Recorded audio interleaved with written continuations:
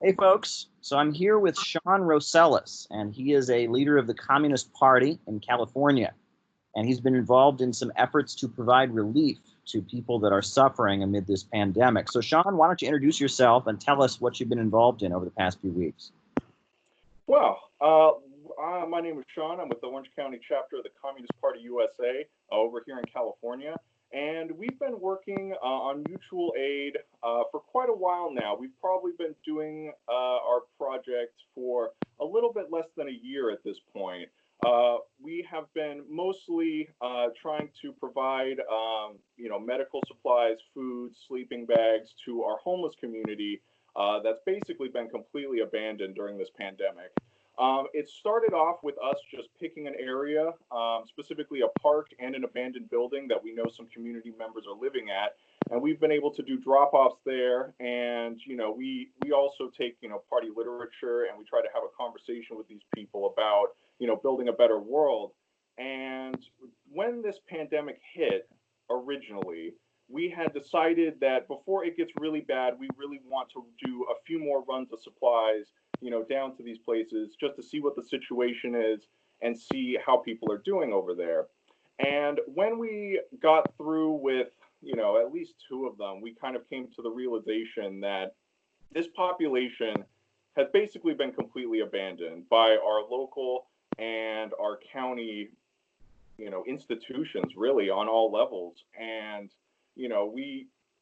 we went down there and we found out that these people had been told absolutely nothing.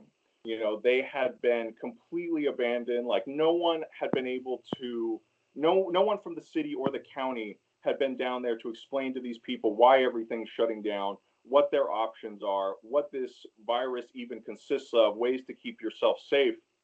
And, given the reality of that, we kind of came to the conclusion that for the time being, at least, it really is just us that's going down there. And if the Communist Party doesn't step up in this fashion, it doesn't seem like anybody else will. So we basically had to quickly try to figure out a way to do outreach in the middle of a pandemic as safely as we possibly can while getting effective supplies there. So we were able to consult with a nurse, and basically the short story is we've been doing regular outreach down there. We've been talking with them, and we've basically been, in the middle of trying to do everything we can to make this time as easy as possible for them. Okay, now what kind of supplies are you providing to people? So honestly, anything we can really get our hands on, like we will take, I've already mentioned sleeping bags, things like that, and blankets, socks, clothing. Those are a really big item down there that they don't have access to. And especially food, we try to bring snack bags and bottles of water every chance we get. We kind of right now are operating under the idea that sandwiches are good, burritos are better, and they carry about the same. And, especially medical supplies. I mean, just basic stuff. We're not talking about medicine here, but like neosporin, hydrogen peroxide, band aids, bandages, anything that we could do to help them because it's really easy to get, nicks and scrapes down there that will easily become infected. I mean, we literally have people living in sewers at this point in certain parts of this park. So, really, I mean, honestly, whatever we can get our hands on, but those tend to be the main things that we try to get a hold of. Now, have you talked to some of these people? Do you know their stories, how they got to be in this situation where they're living in a park in the middle of a pandemic? Any anecdotes you can share? Yeah, I mean, honestly, like learning people's stories is definitely a part of what we do, but I don't know, it's kind of hard to explain because it's easy when you ask people their story that they kind of start going into, kind of I guess you could say like kind of a sad story of why they got here, and of course it is always sad, but a lot of it is not, trying to get these people to pitch to us, you know, why their situation is so dire, but trying to explain to people that, as Marxists, we have a revolutionary ideology, and ultimately, like we are trying to prepare people for the dignity of, life after this. Hmm. So that's a big part of what we're doing. So I mean, we do know a few stories, but honestly, a lot of the anecdotes that we have would be, just their lives as they are. There's this one group down there that I particularly enjoy talking to. Their names are Andrew and Shannon, and together they're Shandrew. And they've been living down there for a number of years at this point. It's actually surprising how many chronically homeless people that you will find down there. Some people have been going on almost 20 years at this point, which just is absolutely unjust. Well, it's a And danger to public health to have people left behind like this, right? In terms of the pandemic, to have people that don't have a place to shelter in, right? I mean, this is dangerous. oh, absolutely. I mean, even if you look at the numbers, in California, we have Project Room Key, which is supposed to be giving funds to put people into hotels. But, in a lot of areas, our county has been dragging its feet on that. And if you were to just put people in a hotel room, that would be infinitely cheaper than having to like hold these people in ICU beds. So yeah, it is absolutely a public health, not just, it is obviously a moral issue, but it is a public health and a community health issue. Right. Now, one thing that's interesting in Marx, he talks about, how the capitalist is constantly using technology to eliminate labor. And this leads to all kinds of people no longer having a place in the means of production. And I think when we look at the situation with the huge amount of homeless people in different parts of the country, but also in terms of a lot of young people who, maybe they're from the middle class or more comfortable sectors of society, but they don't have a job. They're living at home into their 20s and 30s. They're frustrated. And yet there's no factories anymore. And the capitalists have replaced so much labor with machines. Do you think this points to what Marx was talking about how the worker is being eliminated from the means of production? Oh, absolutely. And I mean, even if you just look at, the massive unemployment that we're going to see now, even they down there are aware that they're probably going to get some more, friends sharing the outside with them. And, one of the things that always strikes me, especially seeing the way the police have been using this pandemic as an excuse to crack down on our homeless, like we've given out probably 100 sleeping bags at this point. Every single one of them has been seized by the police. And, especially when it comes to Marx, the big thing that I always remember is when he talks about how capitalism never solves its problems. It just moves them around and tries to diversify them. And you really see that with the police response to our homeless. This is, a pandemic, and they are trying to push them out of these parks, push them out of wherever they are, and seize all of their things. That's a big issue that we have there. I mean, especially it's ramped up lately. Like we've even gotten reports of, people trying to start just a small fire in these parks just to cook things. And the cops will come down and spray them down with fire extinguishers, even the person there, which just strikes me as absolutely medieval. And, it really just goes to show, I know a lot of people are like, we're always told that the police's main job is not to protect the population, but it's to protect private property. And you get that more than anything else when you're really working closely with these people. Now, I'm also curious. You mentioned that you're doing political education to some degree. What materials are you using? What kind of discussions are you having? So we have literature that we hand out, because especially, this is Orange County, this is kind of a conservative area, and not even just that, but like a lot of our friends down on the street have really internalized capitalism in a really serious way. A really good example that I can think of is this guy Don that lives down there, and Don is an older guy that we see. He lives in that park specifically. A lot of people kind of go from place to place, but there's a few people that are pretty much in one location, and it's interesting. I remember not the last time, but a few times ago, I went down there and I was handing stuff out, and he was with these two other women, and they were. One of the things we always like to ask is, what do you need? What is it that we can find to give you? And they were telling me, oh, we could really use some dinner. Specifically, dinner would be great. And, obviously that makes sense. And Dawn instantly butted in and started, oh, you don't need dinner. You don't need these people to bring stuff to you. That's the problem with everyone down here. They're always looking for a handout. They're always just trying to, he basically said you need to pull yourself up by your bootstraps. He didn't say that, but that's basically what he said. And so we tried to use that as an example, because for us, especially with the model of solidarity, not charity, like explicitly, we are not down here because we feel bad for them or that we just want to drive home with a warm, fuzzy feeling in our hearts. We are doing this to explain to these people that a better a better world is possible. And if we all come to, it's solidarity. I'm not, I'm doing this because we need each other.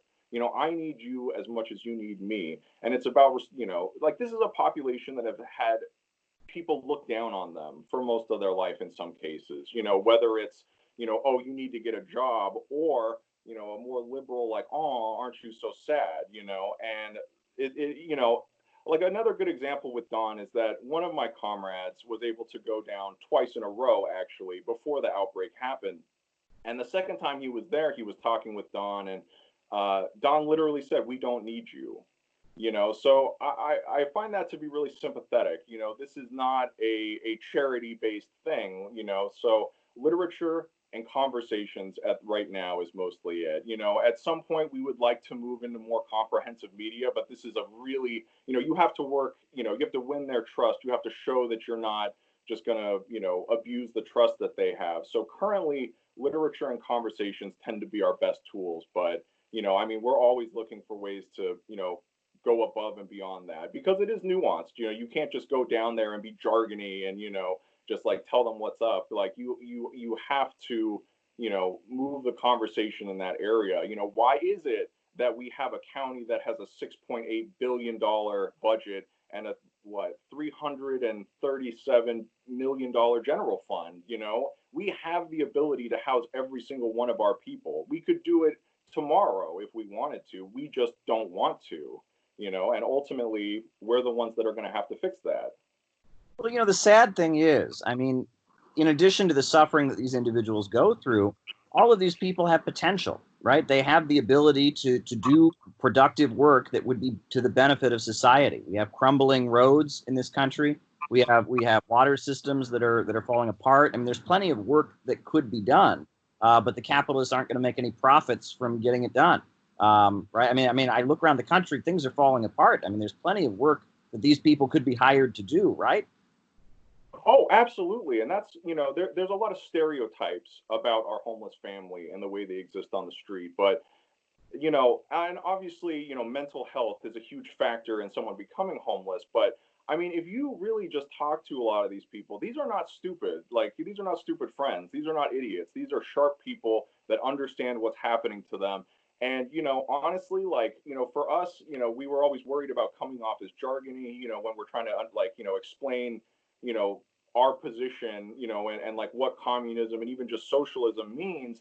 And, there's a lot of misconceptions. A lot of times we'll tell people, oh, we're with the Communist Party. And they're like, oh, you guys are the bad guys, right?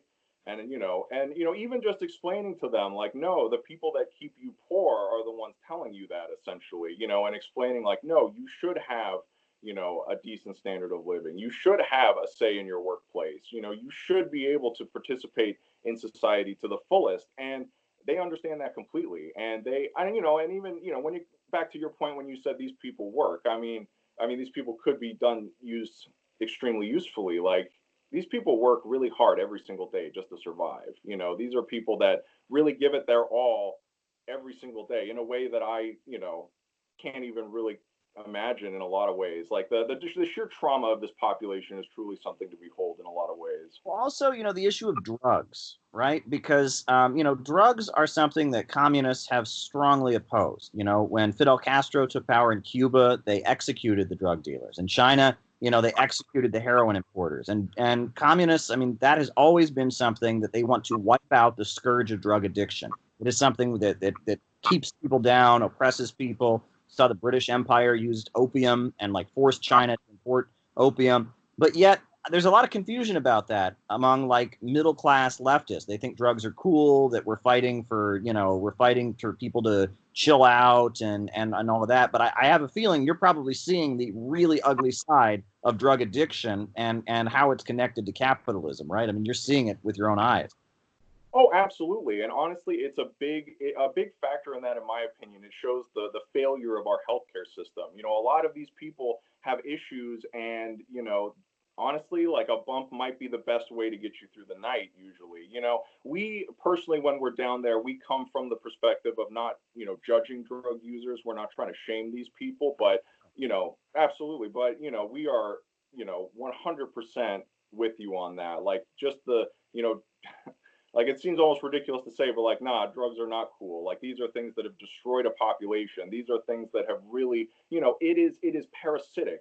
Drug users going, I mean, drug dealers going down there, peddling things to folks. It is dystopic, and honestly, it is a level of public health concern that I think, I don't know, we need to take it more seriously. And we've kind of had a few conversations with people, but ultimately, from our position, it's really hard to deal with that. Like a lot of times, whether it is mental health and it's a self treatment essentially, or it really just comes down to, you know, I sleep on the streets without a blanket by myself. Like ultimately, like I understand the social set. You really might need that. If you really are in this population.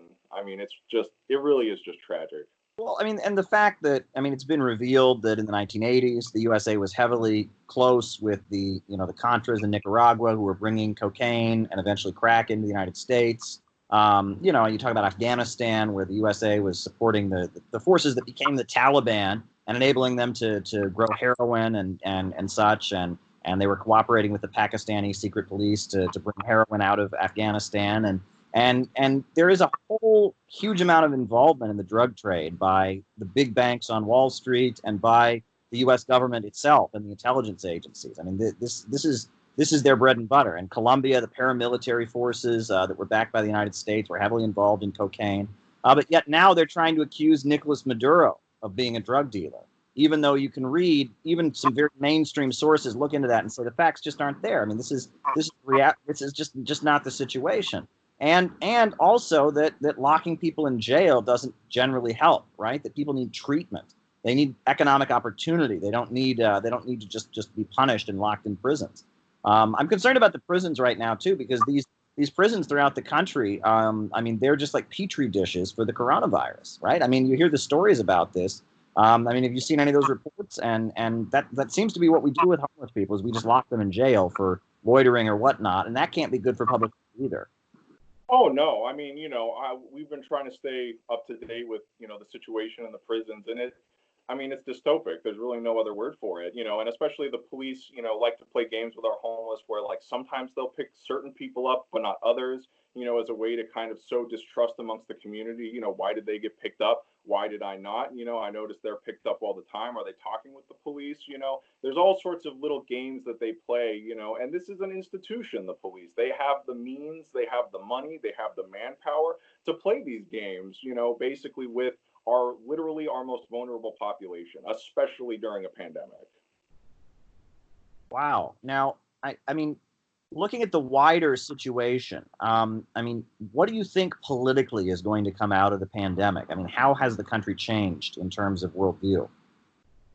Well, that's a good question, honestly. I mean, in my opinion, I guess a lot of it we will just wait and see, but I think, I mean, part of what we're doing right now is we are collecting a lot of donations so that way we can expand our mutual aid work. We're getting, I mean, literally anything. We got cans of food, like, more clothing, camping gear, you name it. And, the stuff that is not able to be, instantly made and given out to our homeless, we plan to just sit on it because we are looking at, God, what, a 30% unemployment rate coming out of this? I mean, that's going to be insane. There's going to be a lot of people that are in dire need of some help. And, so personally, I think right now, like any leftist groups, like working, even if it is not your full attention, having a mutual aid project to be able to show the community that you're real, that you actually believe in helping people is going to go a long way to building, just kind of the left as a force in this nation again.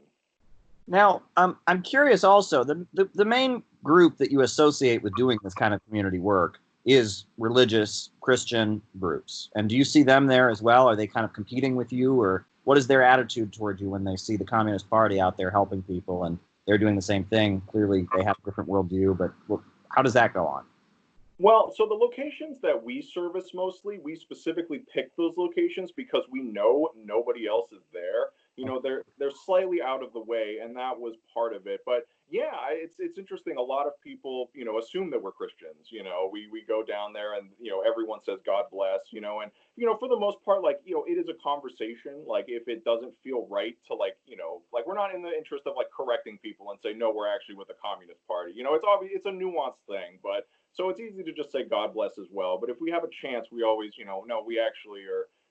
We're here for a different reason. And I will say though, honestly, I personally, it seems like there's a number of Christian communists in the party itself for whatever reason. Yeah. And and I mean honestly, like the Catholic Worker has been, in Orange County has been a big asset to our group. Like we have been working closely with them. They provide us with a lot of things that we can give out. Like they have been truly an awesome partner to have in this outreach. And I mean, we don't deal too much with like other Christian organizations that are doing outreach, but we run into contact with different members here and there. And a lot of the time it really comes down to like, yeah, fundamentally, we probably have a lot of disagreements on, theory and the way forward for our nation. But a lot of that is mostly, I guess kind of the knee-jerk reaction the word communism has with people. Once, if the opportunity arises and we really get to explain to the people, these folks, like what we're out here for and what we're doing this and like what we believe in, it usually goes over pretty well. And I mean, for us currently, like, it doesn't really matter if we don't agree. Like on some level, we are coming out here because we want to, like I've already said, we want to explain that a better world is possible. But if you really start to get to know these people and see like, like the state that our population is in, on some level, like, if we get along personally, that's good enough for right this second. Like we, recently we were able to get hooked up with a number of medical experts. And just yesterday, I was able to bring one out with me to take a look at our homeless population. And this is someone that, is solidly a progressive Democrat. This is not, a revolutionary socialist in any possible way. And we sort of had a little conversation about that just briefly, but him and me get along well personally together, and we were able to provide a lot of like good things to our people yesterday. He like helped bandage a bunch of folks, and just the fact that we were able to bring someone down there that was qualified in any sort of medical sense was a huge boon to us. So, I mean, fundamentally serving the community and the people is what is ultimately important right this second. So we try to not let that get in the way of doing a good deed. Now, what kind of ideological orientation are you having in the party? I mean, are you having classes internally to discuss, theoretical matters and how you would go about doing this work? Are you drawing from the works of Marx and Lenin and others in kind of, orienting yourselves before you go down and engage in these activities? Oh, absolutely. We try to have regular club educationals whenever we can. Currently it appears that, I don't know, from my perspective, it seems like the whole nation seems to be reading State and Revolution at the same time. So that is what we've been trying to focus on. Like we're hoping to have a class on State and Revolution up and running soon. But yeah, we definitely, I mean, if you are a Marxist, you pretty much, like it's like Lenin says, the three keys to success are to read, read, read. So we've done a lot of work in, in the party's unemployment councils in the 1930s. We've looked at food not bombs. We try to do a lot of theoretical work, into how to make this the best it can be. Because, if you currently look at a lot of options on how to do this kind of stuff, it's mostly, Christian organizations that kind of have a rundown. The amount of information on how to do a revolutionary outreach, is kind of sparse in our modern days. So you do have to go back a little bit of a ways. But regardless of, when it is, like we very heavily believe in trying to make this, as thoughtful and as effective as we can. So naturally, education is a big part of that. But this kind of work that you're doing is what communists in other parts of the world do. I've been to two of the Communist World Youth Festivals, one in Sochi and one in Ecuador. And when I would meet with communists from Angola or communists from Vietnam or communists from India or communists from Pakistan or communists from Chile, Venezuela, I mean, this is the kind of work that communists generally do. They have neighborhoods where they provide services, where they organize people in communities. And if you look at the strength of the Communist Party in the 1930s, it was this kind of work. If you look at the Black Panthers, this kind of work with the free breakfast program and other stuff, this is generally how communists have political success. Why do you think so many leftists in the United States are not oriented toward doing this kind of activity? Well, so that's a good question. I will say maybe a part of it. There was a conversation for very briefly within our club when we first started this that, how much energy do we want to put towards this? Because, serving the community is extremely important. We were completely in agreement on that. But, fundamentally, you're not exactly striking a blow against oppression by being engaged in this work. And, so, I mean, honestly, having done this, seeing the immense, response from just the community and from comrades all over the world on our social media, it's been a really big boon to us. Like, there's all sorts of other people and different groups around the county that are interested in us now. But to your question on why more groups don't do this, I mean, I think honestly, from my own perspective, which is anecdotal, of course, it seems to me that the left is still at square one in a lot of ways in this country. There are some groups that are making more progress than others, but as a collective movement, we were pretty well smashed, just a number of years ago as a collective movement. And I think a lot of groups would be willing to do this if they had the ability to. I think a lot of them just, don't realize how doable and how easy this project actually can be. And I don't know, the biggest thing is consistency as well, especially with our unhoused family. You can't just do this once or twice and then wait 2 months and do it again. Consistency is the key. You have to have this be a regular thing if you're going to get the most out of it. So, in my opinion, I just think more groups kind of need to be, aware of how real of an option this is as a thing to do. Okay. Let me also ask you, I'm sure that as you're out on the street engaging with people and such, many people are going to say to you, well, you're communist and China is communist and China is the whole reason we're having the pandemic. So what do you say to people when they say that?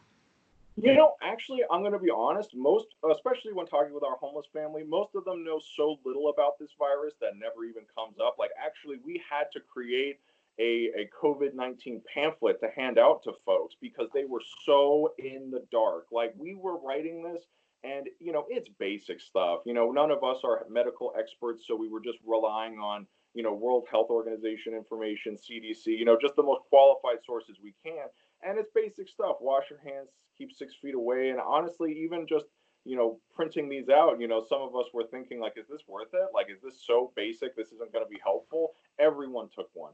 Everyone started to listen to us after that. And when it comes to China, I'm going to be honest with you. I'm not entirely sure the best way to answer that right now. I've had a few conversations with other folks about that.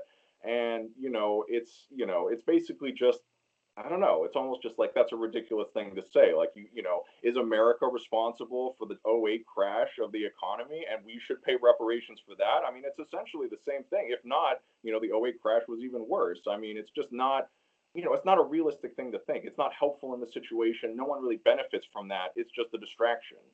Okay. Well, now I'm curious, you're doing this in Orange County. Is this a national effort by the Communist Party to engage in this kind of thing, or is this just a local thing in Orange County? It started as a local initiative on our club. I mean, I know some other clubs have been really interested in doing mutual aid work, and we've been trying to do whatever we can to set up, conferences or, whatever we can with other clubs to just let them, share our experience and we can help them help them get started themselves. Because, like I said, this is a surprisingly doable project. It's really not as difficult or as hard as it might sound to some folks. But, currently I'm not positive which other clubs are doing it. I know there are a few that have started other mutual aid, and I know the party is really interested in that as a whole. And, I personally am on the national committee, so that's been something that I've been really trying to work on and move people to eventually adopt. Because if we as a party could start doing this, on a larger scale, like as a national project, this would be unbelievably huge. And I would really, really love to see that. Great. Well, thank you for your time, Shawn. This has been really informative, and I hope other people watch this and like what you have to say and go out and do the same thing, because people are really suffering right now. And not only are people suffering, but this is a danger to public health. If we've learned anything from this pandemic, we've learned that the health of one is the health of all. This notion that you're on your own, your health care is just between you and your doctor, the government shouldn't be involved in it, has been thoroughly refuted. I mean, that conservative claim, healthcare is not a right, the government should just stay out. We're clearly seeing here that all of society is connected, and And, you know, if we don't provide health care to people, we all live in a society where people don't have adequate access to health care. We don't provide education to people, we live in a society where people are not properly educated. And that we're, you know, we're all kind of bound up together. So why should the economy not function in a way that serves all of us, not just a wealthy few? I mean, it seems pretty obvious when you look at this pandemic, and I'm hoping that more people can come around to see what seems to be right in front of their eyes. So thank you, Shawn. Anything else you want to say before you conclude? Yeah, thank you for having me on. And I just want to say, that messaging of we are all in this together is not just a slogan. I remember actually pretty recently, not yesterday, but the last time I went out, I remember there was someone that I was talking with, and it was a woman, and I remember I started to go on a little speech because the conversation led up to it, about socialism and about the fact that we all need to take care of each other. And the high note basically was me saying, "You deserve a house." And they started crying. Like, this is, you know it's not just a slogan. This is so real. Like, this is real life. This isn't, just I know for a lot of Marxists out there, especially, the movement is such a level where it's easy to just stay online and, read a bunch of books and stuff. But if you really go out there and meet the people, it's amazing. It's almost like how Mao says, you need to be out amongst the people. You can't shut yourself in. You need to go out there. And it's true. I mean, I'm not, some rich kid or anything, but ultimately I come from some sort of middle class background. And, even as a Marxist, I like to think I'm a little woke about some of these issues, but that nothing in this world can compare to the real life personal connection you have with people struggling and the people that are suffering, because it's not all just sad. You see the hope and the dreams that these folks have. You see, like, the potential as human beings that they all possess. And I honestly, just as a communist, it's amazing. It's really, I can't think of honestly better work we could be doing right this second, given our capacity. So I'm so happy with my club, what we've accomplished, and I really appreciate coming on to be able to talk about it. Well, I hope a lot of folks see this video and get inspiration to go out and do similar work. Thank you very much for your work, Shawn, and thank you for coming on and talking with me about it. Thank you. Thank you. Thanks. All right.